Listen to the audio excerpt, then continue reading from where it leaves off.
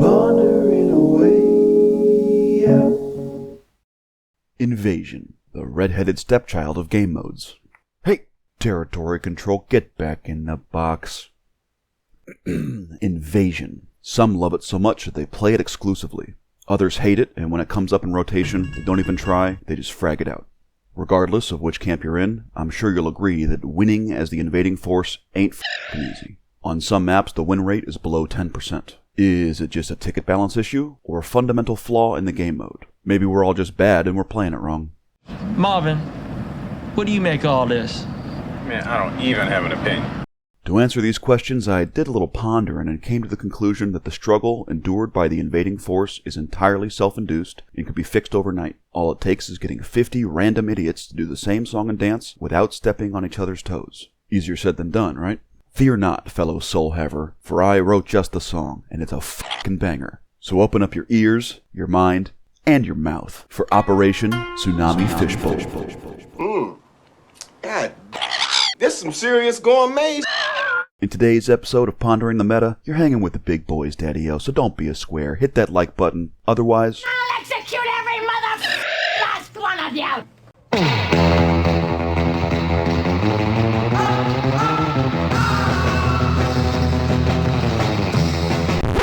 Seriously? Another title screen? After you debuted the new jingle? What is even going on here? Are you trying to break the fourth wall for a reason, or is this just fun for you? listen here, Enwa. I'm here to do two things. Speculate wildly about the squad metagame, and make myself laugh. Do I think I'm qualified to be steering the squad metagame? Absolutely not. But someone's got to try. This whole idea started brewing when I got frustrated by stubborn players who insisted on playing Invasion like it were a RAS game. Attempting a leapfrog, dropping radios 50 meters off the cap radius, attacking the active point completely alone. It just doesn't work like that. In that sense, my attempt to influence the Invasion metagame is really an attempt to influence the behavior of the entire player base writ large. And who could possibly be delusional enough to even try?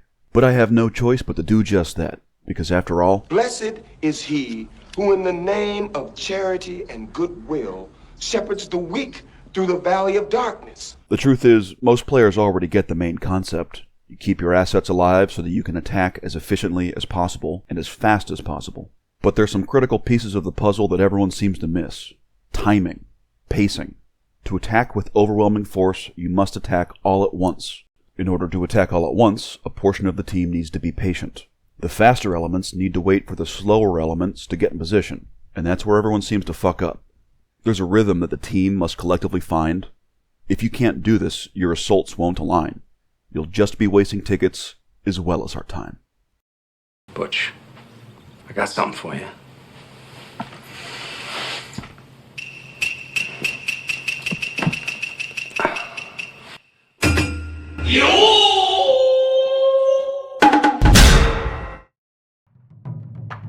The round begins.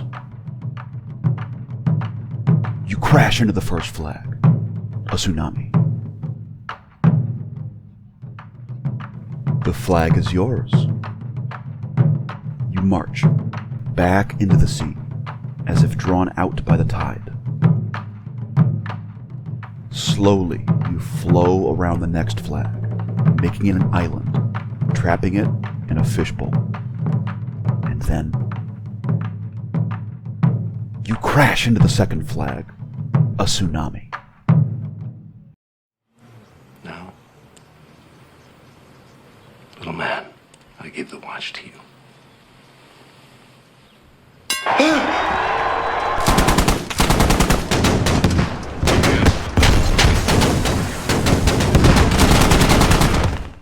Right out of the gate, you blitz the first flag. This is typically the easiest flag to take, but that doesn't mean you can take it for granted. Getting stuffed on the first flag does happen, and when it does, it's brutal. The enemy tends to be less entrenched early, so mechanized infantry is your sledgehammer here. You get in radius, you take the flag, and you try to keep from losing more than 50 tickets while you do it. As soon as you do take the flag, you pull back, ignore leftover enemy infantry, and don't bother fully clearing the area. Don't waste time building a fob there, just get out without losing any armor or other core assets. It's a dead objective, don't waste tickets fighting over it. At this point, you should have around 200 tickets in the bank. You want to be conservative and methodical. Pull big loops and aim to establish a very wide circle around the next objective. Your fob should be farther away than they would be in a typical RAS game. If you happen to get in position before the rest of the team, just be patient. You should first seek to control the grid that surrounds the flag, so if you get the urge to start seizing land, head out to the woods in the suburbs and grab your 40 acres there. Don't bother attacking the flag unless the rest of the team is ready to join you. You want to avoid bleeding tickets by trickling in infantry one by one. One squad is not enough to take this flag. At this stage, it's all about timing.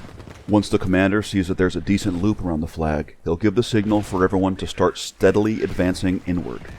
Your team is a noose, and you want to tighten it, slowly. When you pull this off, it's called a fishbowl. Keep closing in on them until you can sniff the cap radius, and then you want to crash that shit like Ezekiel 25:17. With great vengeance and furious anger. Get in radius, find a building, and camp out until you start seeing chevrons. If you can pull off this cycle within 100 tickets, that is how you win on invasion. At least, that's my theory. Let's go in a little more detail point by point. Step 1. Rush the first flag all at once. Crash into them like a tsunami. The entire point of this step is to maximize the amount of violence in the shortest amount of time possible. You don't want it to last long. Having it last long means you lose more tickets, so hit them all at once. If you do it right, you'll have yoinked the flag right out of their hands. Well, let's not start sucking each other's dicks quite yet.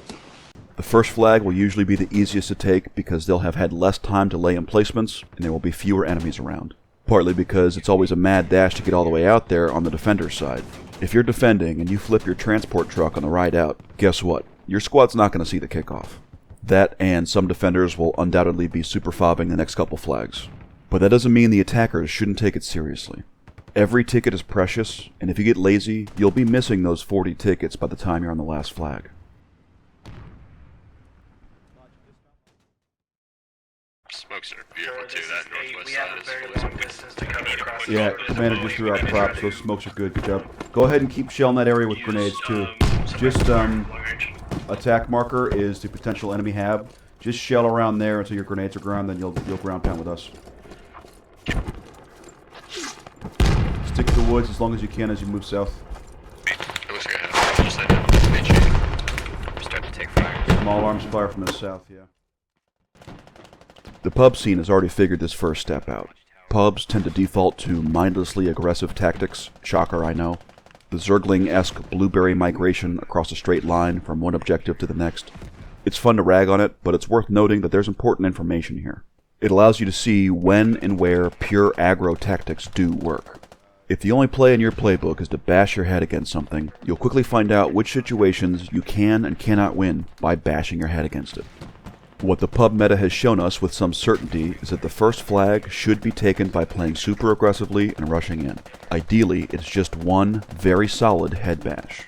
But immediately afterwards, the success rate of the aggro rush starts to drop precipitously. So put the muzzle back on and go to Step 2. Exfil. Take the flag and pull back into the sea, with minimal losses. Once you've taken the flag, the enemy cannot capture it back. You've gotten your plus 100 tickets, so why fight them there? There's nothing to gain. There will be some scattered infantry, probably a couple rallies in the area, maybe a radio that you couldn't find. Who cares? Ignore them and disengage. Your enemy's tickets are plentiful. Your tickets are scarce and precious. Don't waste them over a dead objective. When I'm playing on the defender side and the enemy takes my flag, I try and drag out the fight there as long as I can. Every time you drop one, it burns a ticket, slows them down, and makes it that much harder for them to reorganize for the next wave. A smart fighter won't give their enemy the fight that they want, and will immediately retreat back into the woods to rearm and reset. Practically speaking, once it starts to look like it's a done deal, you should start coordinating the exfil. As soon as you take the flag, swoop in with your APCs, your transport trucks, your helis, and scoop up all your squishy little guys, and bug out. Don't let them fleece another dozen tickets off you. The goal isn't to defend that flag anymore, they can't touch it, so start redirecting immediately. If you stay on the flag, they'll keep shooting at you because they'll have fobs in the area and they'll know where you are and they'll just pester you. So bail as smoothly as you can and transition into Step 3. Reset and push around the flanks. Be conservative while still working to surround the next objective. You're not trying to take their flag just yet, only set up the fishbowl.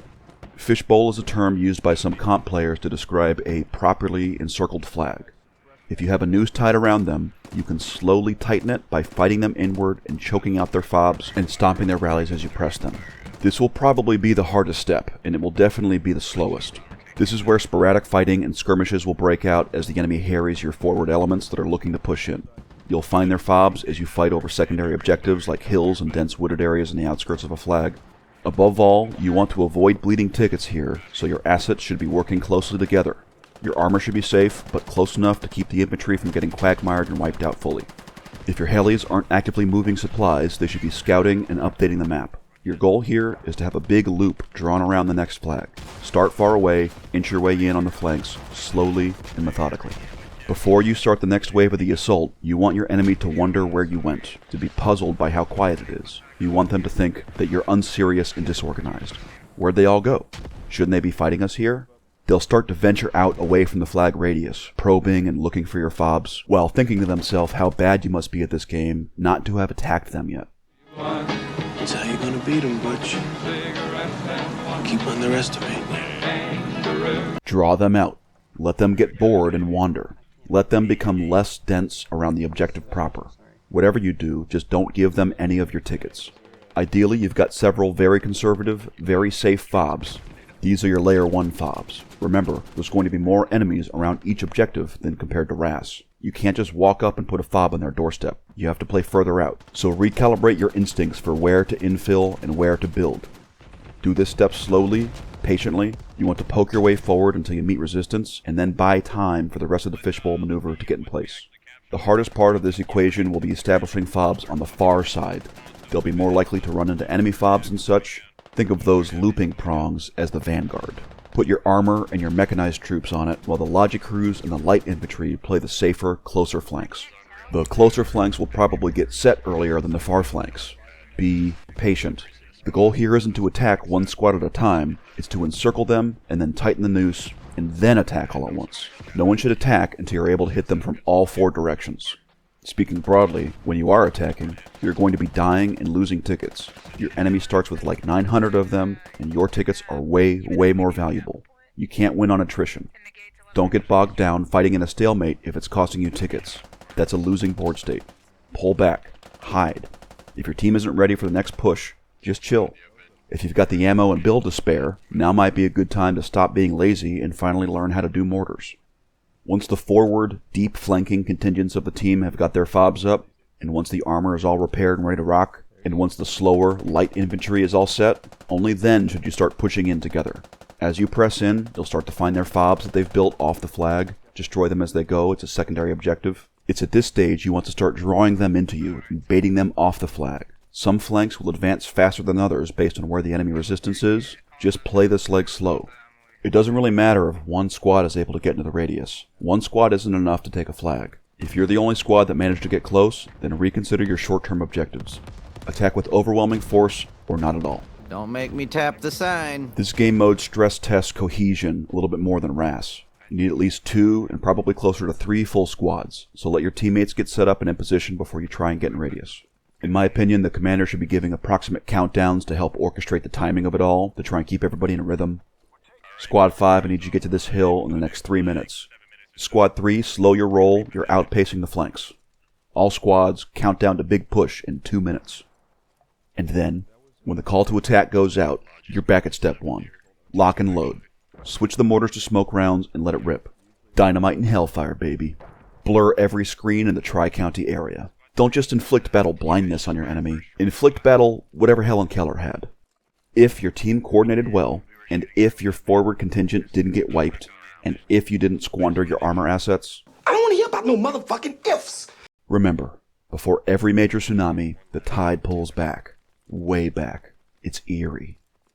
People find it morbidly enchanting to see the tide pull back that far, and they walk out to investigate and stare out in awe at the beautiful peculiarity of nature.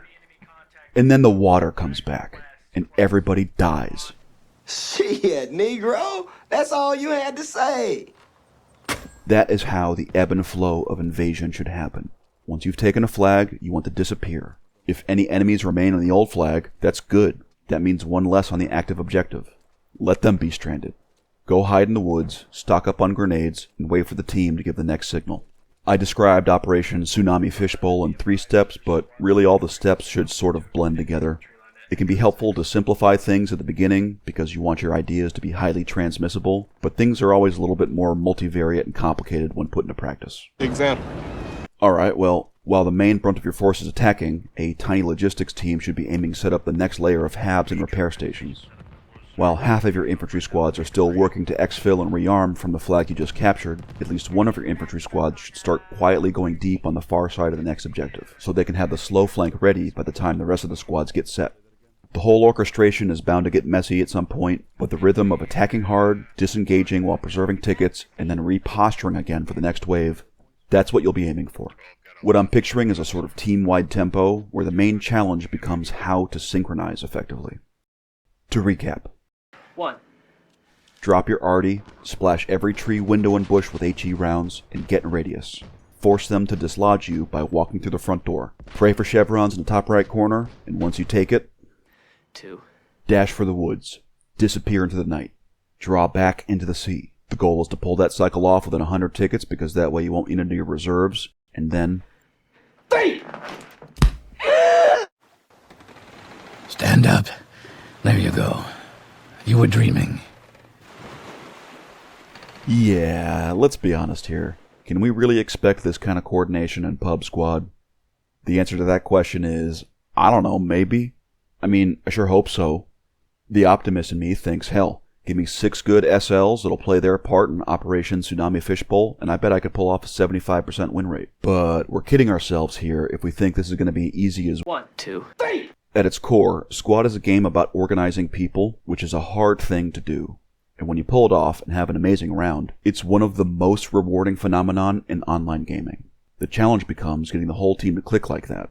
In that regard, I think Invasion game mode has insane potential if the player base can get over a couple hurdles.